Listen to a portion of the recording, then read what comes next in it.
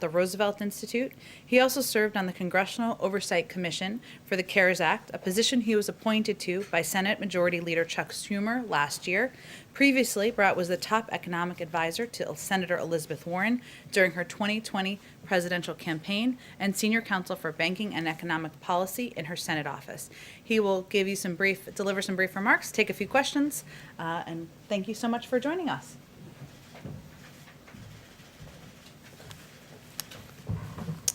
Good afternoon. Earlier today, the president had the chance to visit a couple of small businesses here in town. One is a locally owned hardware store that's been around for 150 years. The other, which leases part of the same space, is an urban farm that was founded just 8 years ago. Like other small businesses across the country, these companies help serve their communities. The hardware store sponsors Little League teams and holds events with the Cub Scouts. The urban farm serves hundreds of local households and supplies food for local farmers markets. Unfortunately, a lot of companies like this, with fewer than 20 employees, were left out of previous rounds of small business relief.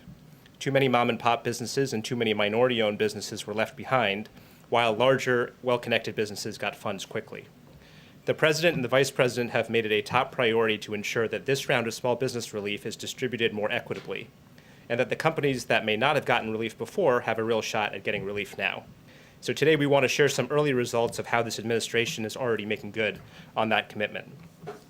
On Monday, February 22nd, the president announced important changes to the Paycheck Protection Program, which is the primary small business relief program that the federal government offers.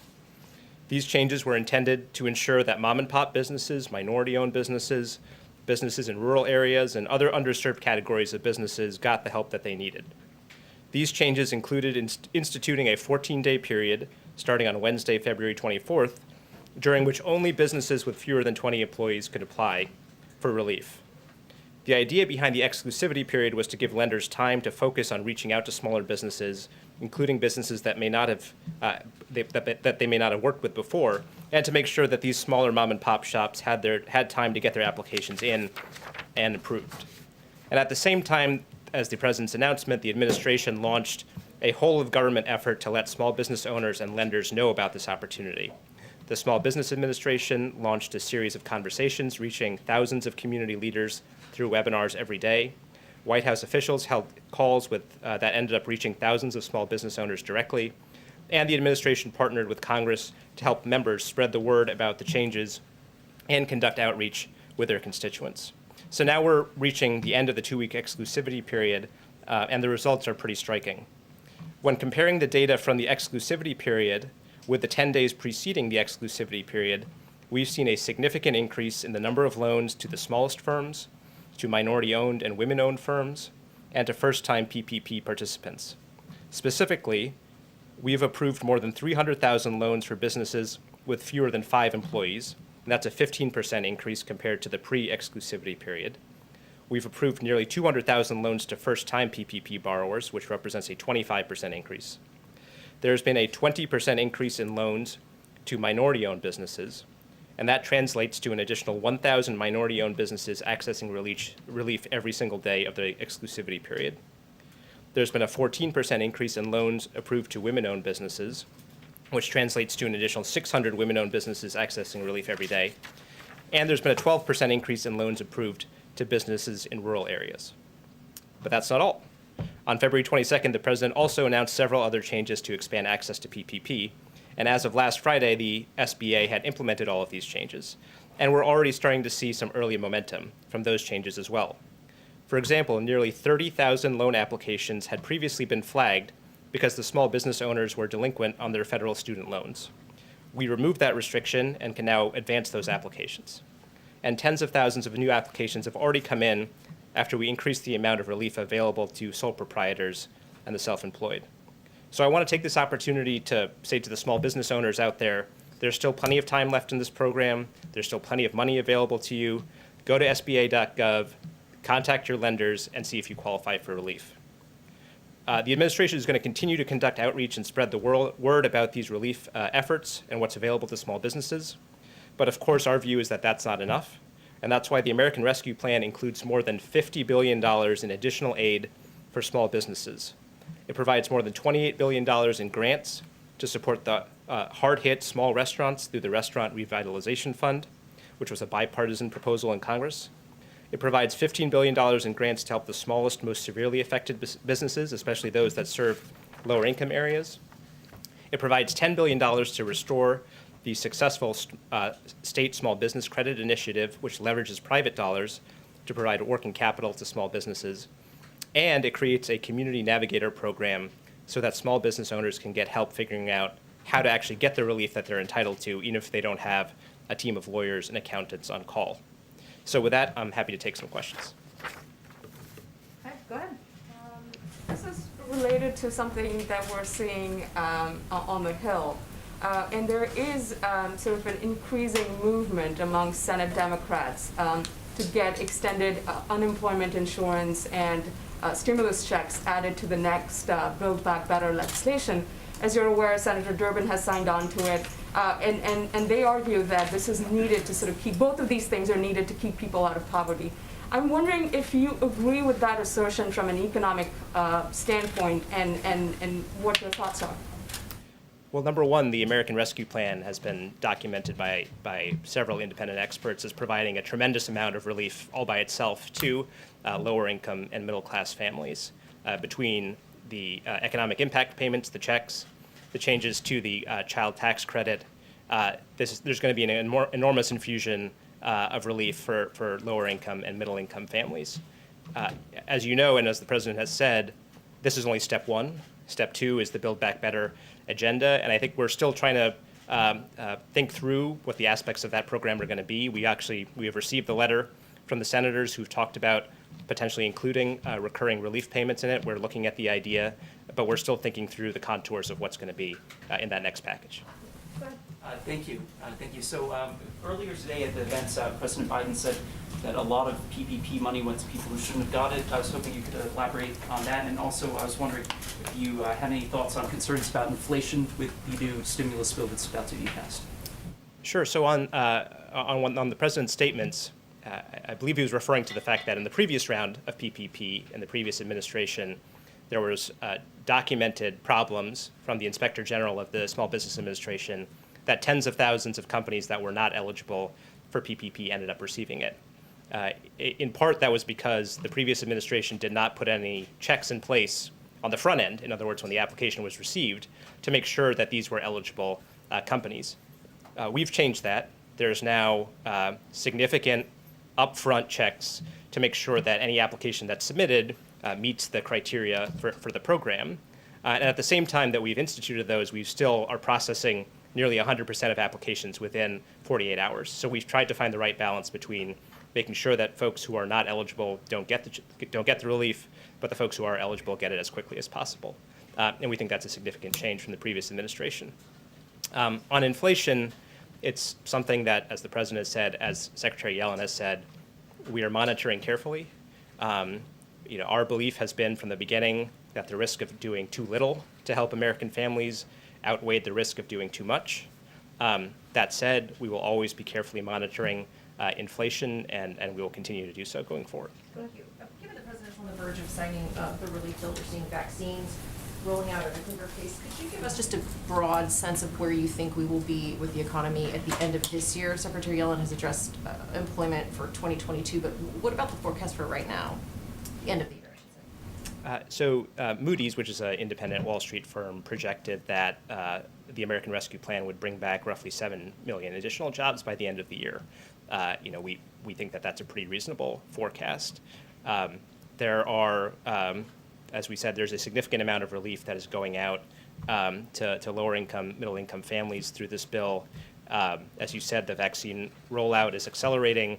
Obviously, that in many ways is the key to accelerating the economic recovery. So we're optimistic about that, and there's good, credible, independent experts that suggest that we will be making a big step towards getting these 10 million jobs that were short back by the end of the year. Amr? Low interest rates have made it possible to finance many of these initiatives. How much debt is too much debt?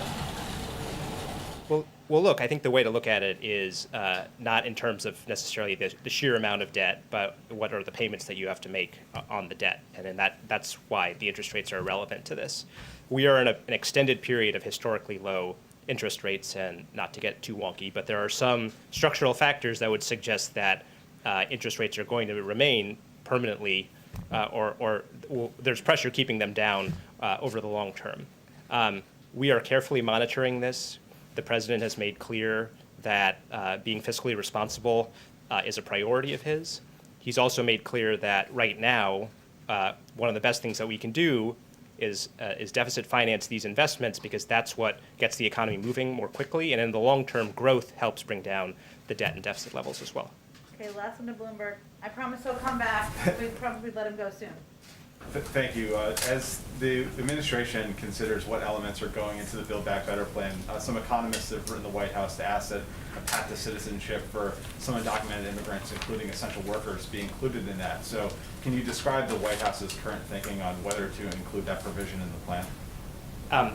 That is a priority of the president's. I think we have not made a decision yet on whether to include or not include that. Honestly, in the short term, we are focused on trying to get the American Rescue Plan into law, and then going out and telling the American people what was in the American Rescue Plan and how it's helping them. We will continue to work on putting together the next step of this, the recovery part of this that the president has previewed, but we're not quite there yet. Thank you so much. Thank you. For joining Thanks, us, everyone. and we'll look forward to having you back in the future. Nope. Okay.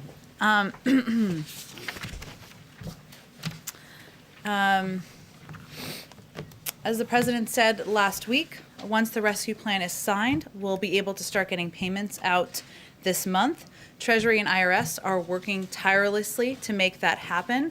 The IRS and Bureau of the Fiscal Service are building on lessons learned from previous rounds to increase the number of households that will get electronic payments, which are substantially faster than checks. And a number of you, and obviously the American people, have asked a lot of good questions about how this process works, so we thought we'd try to answer some of them.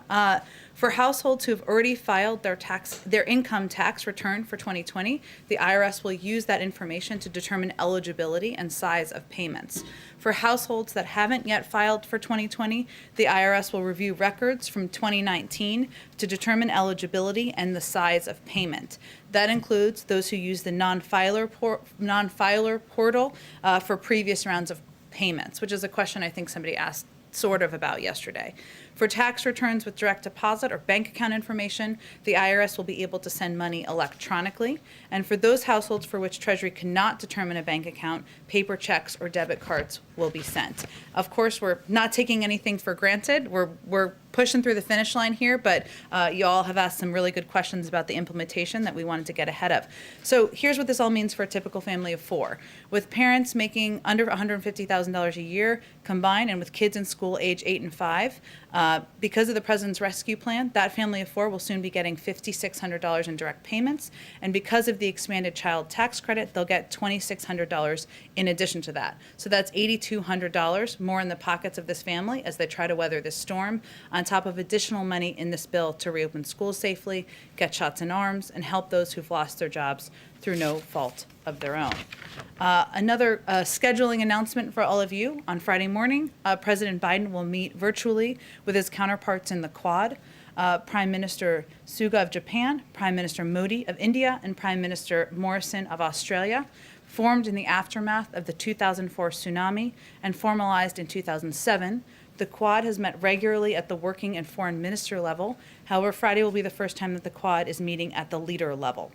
That President Biden has made this one of his earliest multilateral engagements speaks to the importance we place on close cooperation with our allies and partners in the Indo-Pacific. A range of issues, of course, will be discussed. We expect to be discussed, I should say, facing the global community, from the threat of COVID to economic cooperation, and of course, to the climate crisis.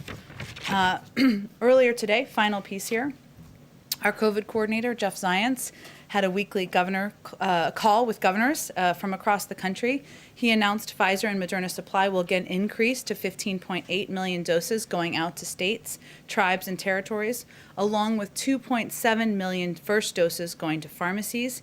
He also highlighted the progress we've made as a nation on vaccinations. On January 20th, there was a 7-day average of 890,000 shots per day. Today, we were averaging 2.17 million shots per day. So that's obviously a significant increase. Finally, of course, reiterated our commitment to working and collaborating with governors from both parties and encouraged continued focus on masking, social distancing, while our vaccination program continues to ramp up. Why don't you kick us off? Thanks. Question on with the influx of young people and just migrants in general to the southern border, is there any sense, and I asked this question with obviously you're only 2 months into the administration, but early on you and Secretary Mayorkas very much stressed humanity and trying to move away from the last administration. Does the message need to be tweaked at all? Do you need to say that it's not just about humanity, that also you might not get in, or you probably aren't going to be able to stay? Well, humanity will always be a value from the president on down, but you are right that we are continuing to work to convey to people in the region that this is not the time to come, that the majority of people who come to the border will be turned away, which is factually accurate. And what we're really talking about in terms of the people who are being let in are unaccompanied children. That is a policy decision which we made because we felt it was the most humane approach to addressing what are very difficult circumstances in the region. And that means there are more children, kids under the age of 18, of course, coming across the border. At this point, is this a crisis at the border? Look, I don't think we need to sit here and put new labels on what we have already conveyed is challenging.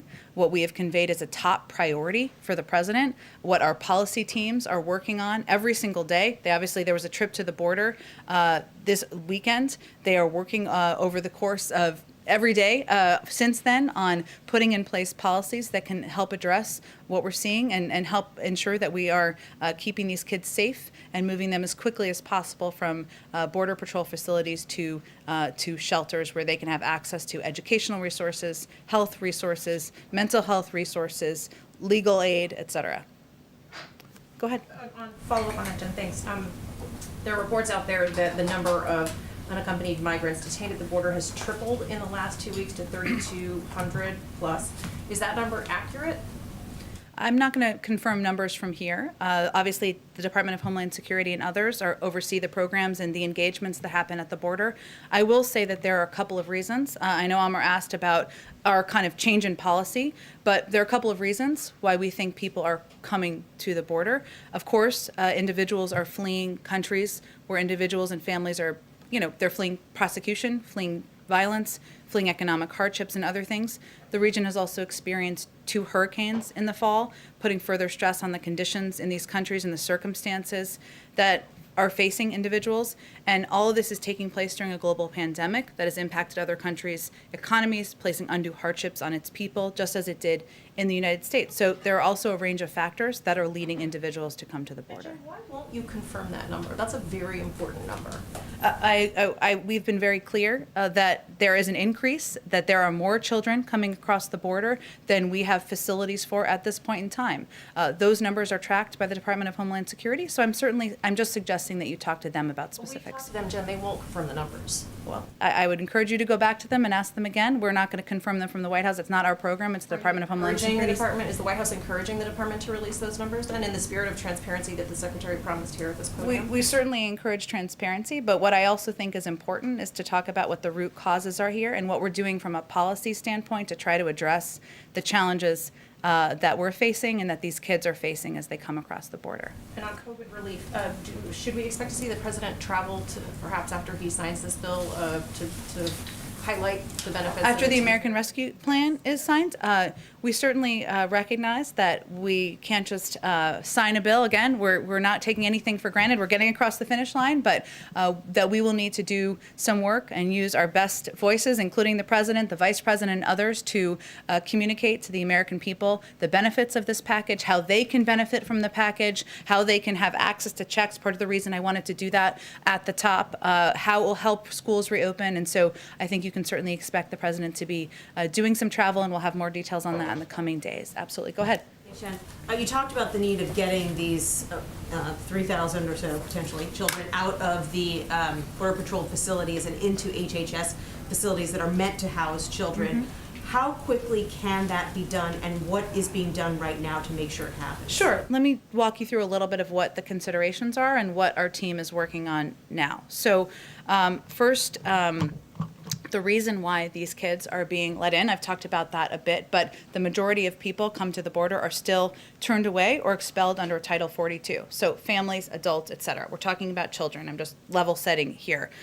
When children are apprehended at the border, they are initially processed, as you've noted, through Customs and Border Patrol facilities, where they are held until they can be sent to HHS shelters, where the children have access to education services, medical and mental health services. We've talked about this a little bit, but just to reiterate, the reason why, one of the challenges we've had is that COVID-19, the pandemic, had initially severely limited the amount of children that could be taken into HHS facilities and the pace at which that could happen. So one of our focuses is on working on seeing how we can address that. That includes looking at additional facilities. It includes, there were some CDC guidelines that were released on Friday, and those guidelines for HHS facilities will allow capacities to be returned to pre-COVID numbers, all while taking other steps like increased ventilation, additional masking, and other measures to continue to keep these children safe. So one of the things we're doing is working to implement these recommendations so that we can ensure there are more kids who can be safely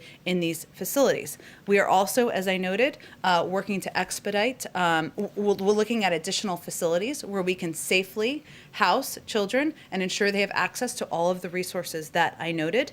And finally, we're also looking for ways that we can expedite the way that we vet and process families and sponsor host families where these kids can go. Because of course, once they go from CBP facilities, which we are working to expedite that, we don't want them to be in these CBP facilities. We want them to be in shelters as quickly as possible. And then ultimately, we want them to be in families and homes where their applications can be processed. But we are looking to expedite the way that we the way that we vet families and sponsor homes as well.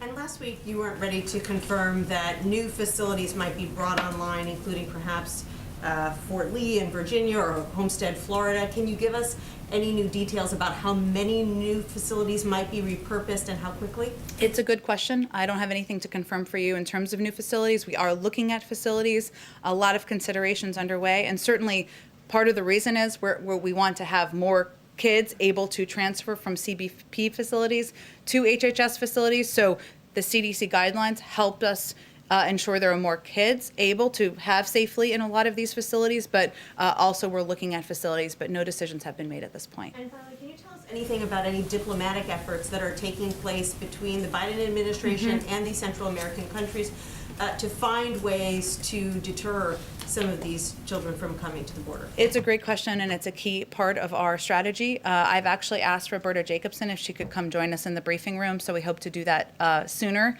rather than later, because those are great questions that I think she would be an excellent person to address.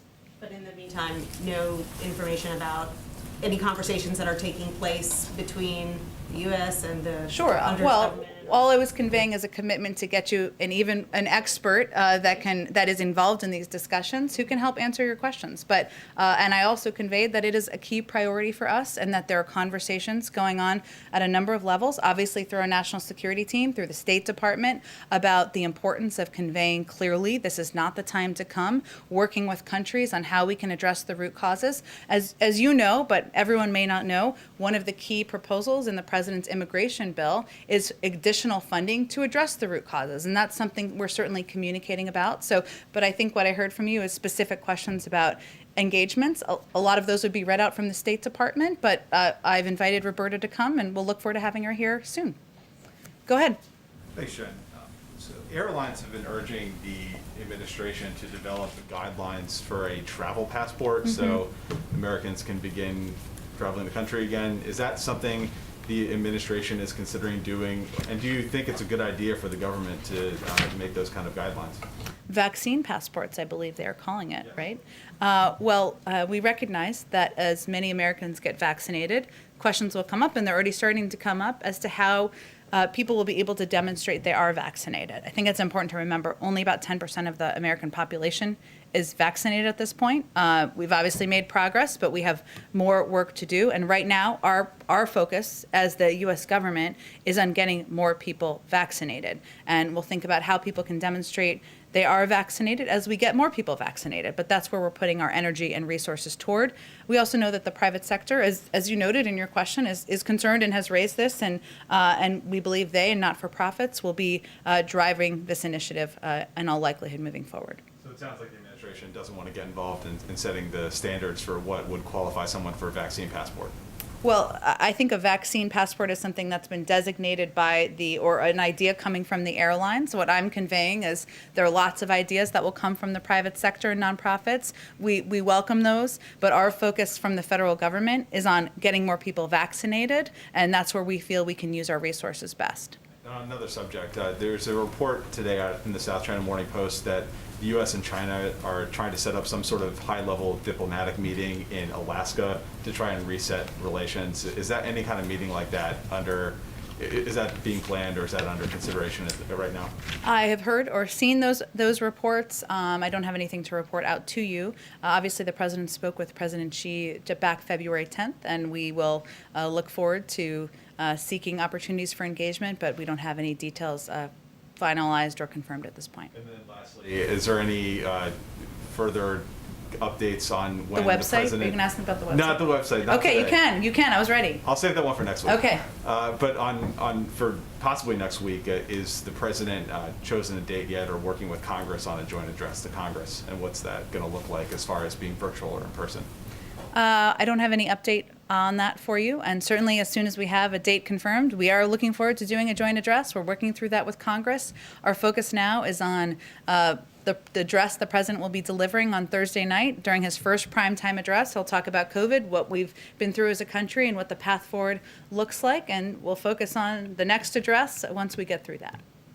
Go ahead, Caitlin. A few questions for you, but one on the stimulus checks. You were talking about who is getting them. You and the president have both said that they're going to be going out this month, but the last round they went out pretty quickly, I think within a few days. So do you know any more specific timing on when people should expect them? It's something our Treasury team is working on and working to expedite, of course, and that's a priority to the president. One of the steps they're taking is working to ensure more people can get them electronically, because that, of course, speeds it up. So let me actually just give you, because I have a little bit more detail here, Caitlin, in terms of how it will work. So the first batch of payments will go to all taxpayers who provided direct deposit in their 2019 or 2020 returns, followed by taxpayers who didn't provide that information but for whom the IRS has payment information from other programs. And of course, as the president said, once the bill is passed, we'll be able to start getting these payments out this month. But in terms of more specifics, we're waiting for them to get all their systems in place, and then we'll hope to have an update. And any update on whether or not he wants his signature on there like former President Trump demanded? Well, we are doing everything in our power to expedite the payments and not delay them, which is why the president's name will not appear on the memo line of this round of stimulus checks. The checks will be signed by a career official at the Bureau of Fiscal Service. This is not about him. This is about the American people getting relief, almost 160 million of them. So he did not want his name to appear on the checks? He didn't think that was a priority or a necessary step. His focus was on getting them out as quickly as possible. Okay, thank you. And on immigration, you said you wanted to stay away from labels. I know the DHS secretary has not wanted to call it a crisis, but instead referred to it as a challenge. Mm-hmm. But right now, since it is 3,200 unaccompanied migrant children, according to documents from Monday, that's higher than the peak of the 2019 border crisis when it was around 2,600 then. And at that period, there were kids sleeping on floors. They were overcrowded facilities. So when his delegation traveled there, did they see that, people sleeping on floors and overcrowded facilities? Well, first, one of the reasons is because we have a different policy than the last administration. We're not turning kids away at the border, unaccompanied children. We're also, of course, not ripping them from the arms of their parents. And so we know, and we know there is going to be an increased number of kids coming across the border. There are several steps, as we've talked about a little bit, that we're working to address that.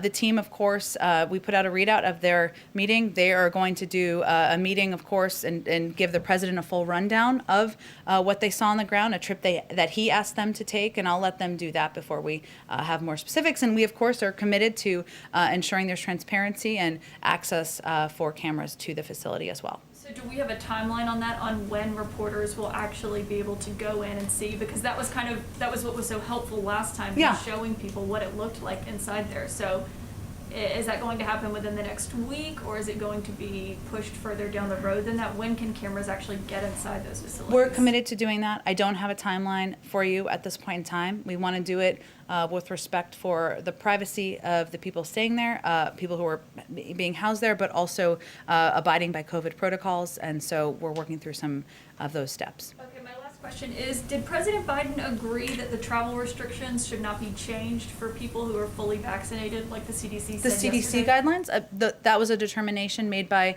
the CDC. It wasn't driven by or directed by the White House. And as Rochelle, Dr. Walensky has said, it's just a first step. And as more people are vaccinated, they'll look at ways to ease additional restrictions. But there were some reasons, as she outlined, that travel was not a part of this, according to what the health and medical experts who are working at the CDC determined, which includes the impact of travel. 10% of the population is vaccinated, 90% is not. It still remains, of course, it still is a concern. There's still a concerning impact of travel on people who are not vaccinated, and also because we are still tracking and looking at the impact of variants. So they will look at all these factors. This again was just a first step on guidelines, as she has said, and I'm sure they'll look at a range of factors as they've committed to as more people in the country are vaccinated. Go ahead. Thanks, Jen. A couple questions. To follow up on the border, why has this administration been so reluctant to call it a crisis with a huge uptick in the number of migrants being detained, including thousands of children? If that doesn't qualify as a crisis, what does? Well, because we think that it's most important to explain the substantive policy of what's happening, what the root causes are of why these kids are coming, and what we're doing to try to solve what is a very challenging circumstance at the border. And that's the information the American people are looking for. So that's what we're working to provide. On a different note, can you clarify for us what happened with the president's dogs? There's some reports that one of them was involved in a biting incident. Can you clarify exactly what happened? Sure. Champion Major, the president and first lady's dogs, members of the family, are still getting acclimated and accustomed to their new surroundings and new people. And on Monday, the first family's younger dog, Major, was surprised by an unfamiliar person and reacted in a way that resulted in a minor injury to the individual, which was handled by the White House Medical Unit with no further treatment needed. It had been previously planned already for the dogs to be cared for by family friends in Delaware during Dr. Biden's travels to military bases this week. She has a 3-day trip this week, and the dogs will return to the White House soon. Go ahead, Sabrina. Thank you, Jen. 2 questions for you. First off, House Democrats are preparing to bring back earmarks as part of an effort to build support for infrastructure legislation. Does President Biden support the return of earmarks, and are there specific restrictions that he would seek to prevent the kind of abuse that has occurred in the past? Sure. Well, we don't have an infrastructure bill yet. Don't even know that it will be an infrastructure bill. And in terms of what it will look like and what the negotiations will require, we are happy to have that conversation when it's appropriate. But right now, we're focused on the American Rescue Plan, so we're not going to get ahead of the legislative strategy for a future bill. Biden's position on earmarks more broadly? I don't think anything has changed about his position. He obviously was in Congress for 36 years, but in terms of what it will look like or what restrictions would be on a new package, I'm sure he'll hear from and we're eager to listen to members of both parties and about their views on this issue, and we'll certainly factor it in as we put together a new his next step in the Build Back Better agenda. Thank you. The second question, the Indian government has threatened to jail employees at Facebook and Twitter if they do not comply with the government's data requests or requests that they take down accounts associated with these farmers' protests that have been ongoing for months now. What is the administration's view of a foreign government threatening to jail employees at U.S. companies? Well, certainly we believe in freedom of speech, freedom of press, freedom of expression, and it is a concern that the president and others at the highest level raise at every opportunity, even with allies, with adversaries, but in terms of specific conversations about this, I expect the State Department would be closest to those engagements. Go ahead, Karen. Some questions on the CDC guidelines yesterday. It was obviously very big news for families. Yes. But the message that we heard from officials was all about families. And we didn't hear anything about school reopening tied to these guidelines. If vaccinated grandparents can be with their unvaccinated children without masks, how do you apply that same standard to schools? Well, these guidelines were, I don't want to get over my skis here as a I am not a doctor, but these guidelines were very specific to what recommendations made for people's homes, right? So Karen, you and your husband and your kids can engage with and have dinner with your neighbors when everybody's vaccinated. That is certainly a positive step forward for many, many, many Americans. These were not guidelines for a workplace, whether it is the White House or a business or a school. There were guidelines provided, of course, for schools. And I think the CDC sees it as imperative that they take different circumstances with different, looking at the very specific engagements, the number of people, the risks as they factor in what guidelines they're going to put forward. Guidelines as more people get vaccinated than applied to schools or applied to workplaces with these same standards? Well, they will continue to review. As Dr. Walensky has said, as more people are vaccinated, there's a greater opportunity to make recommendations that will allow people to spend time together, to hug grandparents, cousins, teachers, and certainly that's all of our hope. But they look at all the factors, including the impact of variants, as she talked about when she rolled this out, and make recommendations based on how to keep the public safe. And there is a concern that has been raised by all of our medical experts about not taking our foot off the gas here. We are close, relatively so, given the last year we've been through, and they put out these guidelines because they feel comfortable that about the data they have as it relates to vaccinated individuals. But of course, they need to continue to analyze data, look at health and medical advice, talk to the doctors at the CDC before they make additional recommendations. Is vaccinated. How will he change his behavior based on these guidelines? Will he see grandkids more? Will he see family in a different way than he was doing before these guidelines came out? Of course, the president abides by the CDC guidelines, as no one would be expected to hear. But he also believes he needs to be a model for the American people and all citizens. This is a great question. I haven't talked to him about how it will impact him personally in that way. I'm happy to venture to do that, or all of you could ask him next time you have the opportunity. But I noted that, and this was a good question someone asked, I think, over the last 24 hours about how it impacts us here. And, the White House is a place of work. Right? It is not a private home, and so we will continue to wear masks. We will continue to be tested. We will continue to socially distance until our health and medical experts tell us otherwise. Go ahead in the back. Thank you, Jen. So 2 follow-ups, and then a couple of questions. First, the follow-ups about the Quad virtual meeting.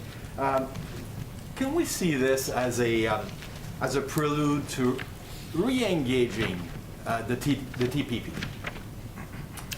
I wouldn't see it as a direct connection to that. No, this is an opportunity to engage at a newbie, engage at a high level.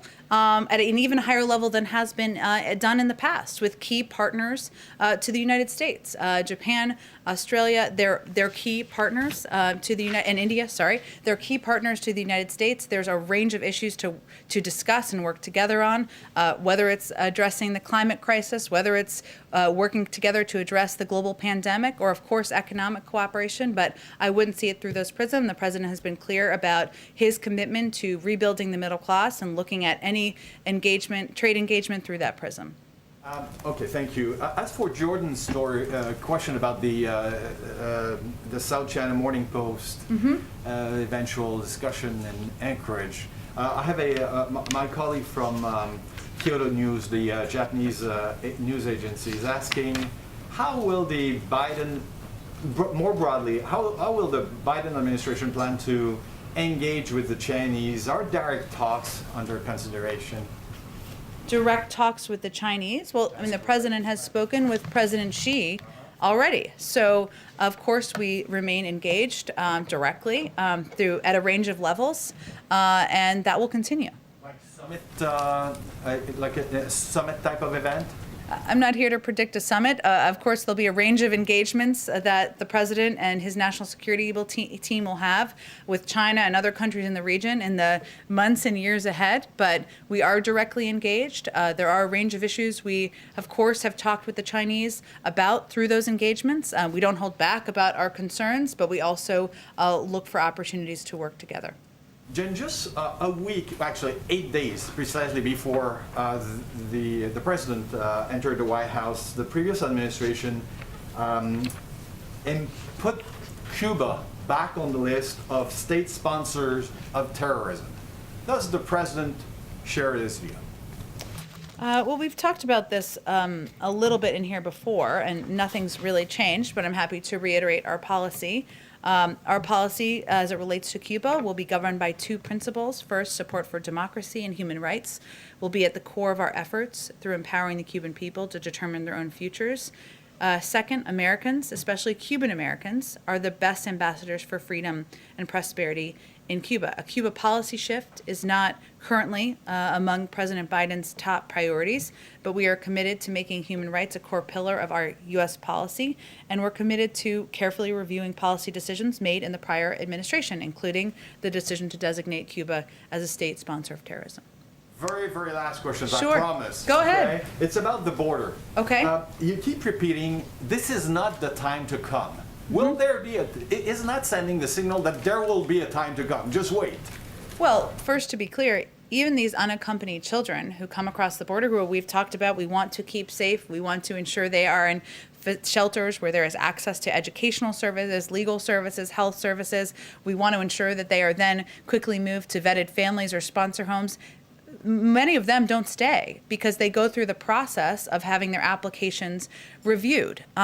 We just want to keep them safe because they are kids under the age of 18.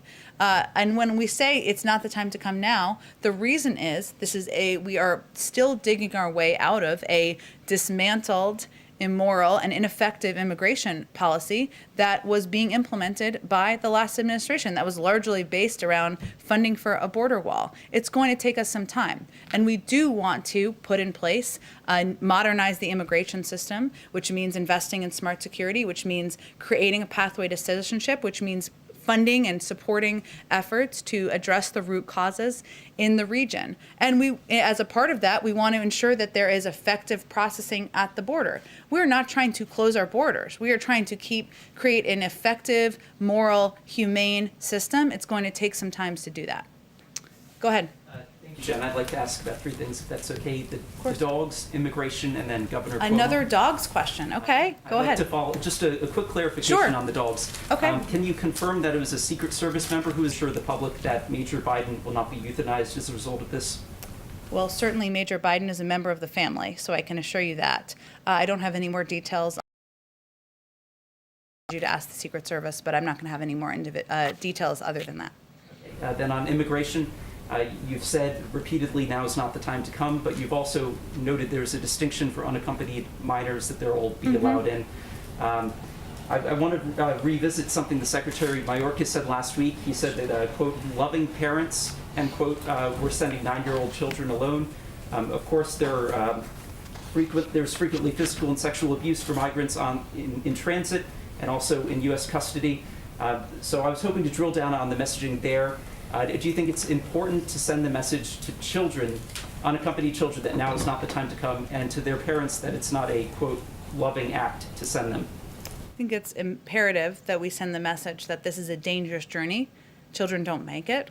They experience very difficult circumstances on the journey. Now, the circumstances in a lot of these countries is such that the parents feel that taking that risk is better than the circumstances they're living through. But we are very clear about this message in the region, that this is not the time to come, that this is a dangerous journey, that we, of course, are focused on modernizing our immigration system and making it a system that can better process people at the border, make it more humane. We are going to abide by our laws and continue to implement those laws, but I can assure you that message is being sent clearly in the region. So now is not the time to come for children as well? Correct. Okay, and for the Governor Cuomo question, you've been asked this many times about the sexual harassment allegations against him. And I just wanted to confirm that you have spoken with both President Biden and Vice President Harris about the allegations. Yes, and I've reiterated on their behalf that they believe all women should be heard, that they should be treated with respect, There's an independent investigation, as all of you know, that is being led by the Attorney General, who named, I believe, some individual lawyers who will be in charge of that today, if I'm reading reports correctly. And certainly they respect that and believe that should move forward. Will either of them be speaking themselves about these allegations? I don't have anything to predict for you on that front. I'm here to speak on their behalf, so that's what I venture to do on a daily basis. Go ahead. Before I start my actual questions, we heard a lot about dogs. We were promised a White House cat. What happened to that? Where is the cat? Today's a good day for the cat. I don't have any update on the cat. We know the cat will break the internet, but I don't have any update on its status. Okay. And has the president now ruled out nominating Shalanda Young for OMB director? Is she deputy for keeps? And he said Neera Tanden would have a job in the administration. Where are we on that?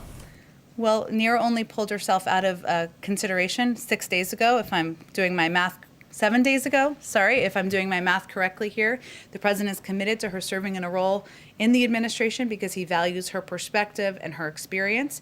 In terms of Shalanda Young, no, we have not made it, the president has not made a decision about who he will nominate. He thinks so highly of her that he nominated her to serve as deputy director of OMB, which is an enormous job in the administration. And once she's confirmed, she will serve as acting director of OMB, but I don't have any updates on the timeline or decision-making for the nominee. And people in the running for some of the ambassadorships have been told that Bob Iger has got the gig in London. Are you able to make an announcement today?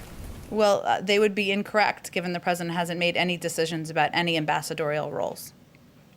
Go ahead. On climate, John Kerry is on his first overseas trip in Brussels right now. What is President Biden hoping he's going to accomplish there?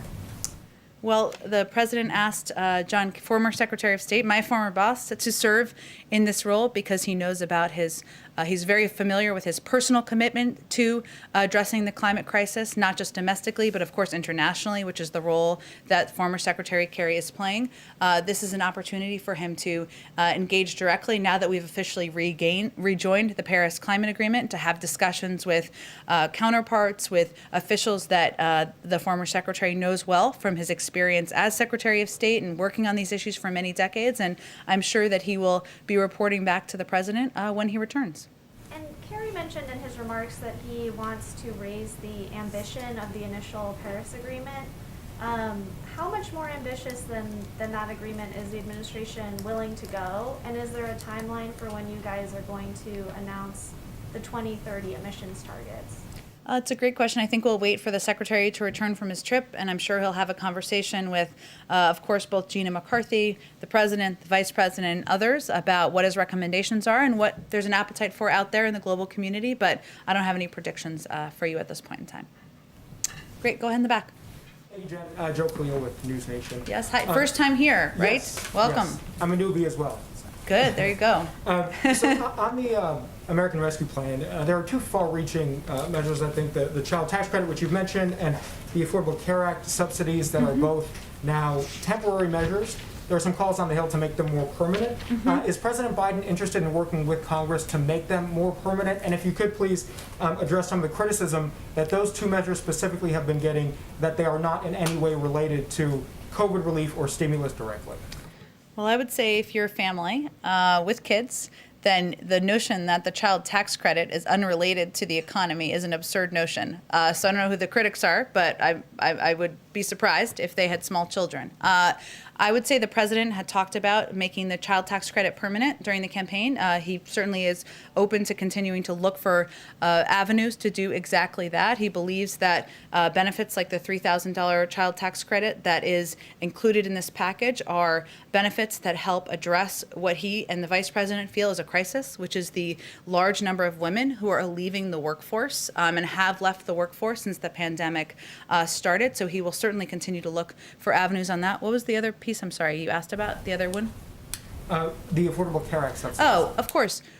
Look, I think one of the things the president is committed to, has talked about on the campaign, I should say, when he ran, was strengthening access to affordable and accessible healthcare. So one of the things we did was we reopened the period of time where people could apply to get access to the benefits from the Affordable Care Act. We've seen a huge influx of people who were not previously covered with health insurance do that, and he will certainly continue to look for ways to reduce the cost of health insurance, to look for ways to expand it, to make it more accessible, and certainly having lived through a pandemic, the need for greater access to affordable health care is pretty front and center for him and others in the administration. Sabrina. Sure. Infrastructure, because Go ahead. President Biden has spoken often about the need for a two-step rescue and recovery approach to the economy. He's held many meetings on infrastructure and said the recovery plan would focus on infrastructure, manufacturing, and other issues. Were you saying that you're not sure there's going to be an infrastructure bill when I asked about earmarks? Well, no decision has been made yet internally about, look, the president has not made a secret about what is in his Build Back Better agenda. He talked about it on the campaign trail. Infrastructure is a part of that, and it's something he's had a long commitment to. He's also had a long commitment to investing in caregiving, to doing investing in our manufacturing sector, to doing something about our tax system. So there are a lot of components of his Build Back Better agenda. What I'm conveying is we're still in a policy process internally about what the next part of his agenda will look like and what the format, the size, the order will look like. So that's all I was conveying. But certainly infrastructure is one of the areas where he feels there's opportunity for bipartisan support and for Democrats and Republicans to work together. Go ahead. If I could follow up on that too. The president made overtures to Republicans when it came to COVID relief, inviting many of them to the White House. And at this point, you have 0 Republicans in the House or Senate voting for this package. Is there going to be a similar effort to try to get Republicans on board if the next agenda item is an infrastructure package? Well, he's already had 2 bipartisan meetings on infrastructure to date as he's looking to gather ideas and hear from Democrats and Republicans about how they feel we can continue to work together and rebuild the economy. I would say that while we don't expect or did not receive, I should say, to date, Republican votes for the American Rescue Plan, the Republicans in D.C. living in the zip code seem to be outliers in the country, given the majority of people in the country, the majority of Republicans support this package. So maybe it's a moment of self-reflection, but the president will continue to leave the door open to work with Republicans on his agenda moving forward. Go ahead. Another process question on Build Back Better, okay. Which is, I know it's early days, but is the White House committed to getting bipartisan support for an infrastructure package, or would you rule out at this stage of moving that through reconciliation like you guys did the American Rescue Plan? Well, the president's preference is certainly to work together in a bipartisan manner. That's part of why he's had 2 bipartisan meetings on infrastructure in the Oval Office. But we haven't made a determination about what's next in his agenda, and certainly we're not going to take that off the table in terms of paths forward that Congress may choose. Go ahead. Is there enough money to deal with the surge of kids at the border, and has there been any discussions of invoking emergency declaration? You mean in terms of opening additional facilities?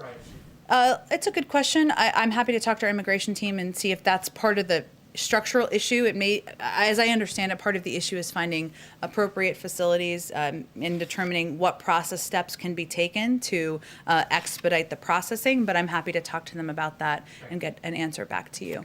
Go ahead. An infrastructure bill package. There was a bipartisan push last year to knock down the payment of the top paid federal employee, the CEO of the Tennessee Valley Authority, who reportedly earned $15 million last year in compensation. There are Democrats in Congress who support this. The former president supported this. Some conservatives do.